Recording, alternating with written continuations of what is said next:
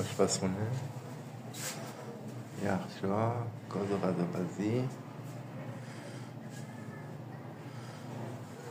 منتالش، کولر گازی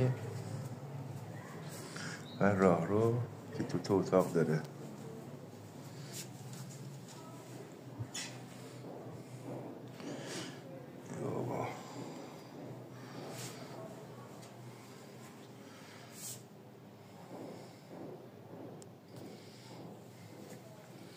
تار شده بود این ازش هر اتاقی 3 تخت داره. هر اتاقی 3 تخت داره.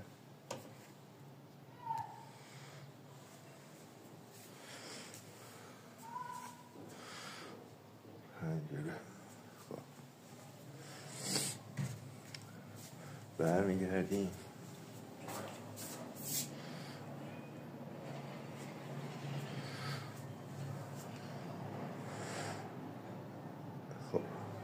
امروز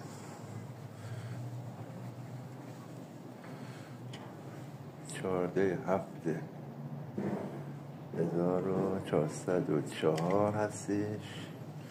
خانه‌دارمون دستش شکسته بود که این وارد و بنده خودم به تنهایی با 2 دستام تمیزش کردم. اینم که پارکینگ بنده خودم به اینجا رسید. 2 پارچه اضافه شد و نهایت این کارش من به خدا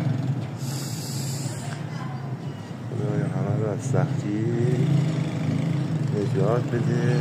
برای همه روز خوش فراهم کن یا علی. یا علی مدد. این واحد 108 بود، طبقه 4 بودش. همه وارده مثل همدیگه هستی. 2 اتاق خوابه. یا علی مدد.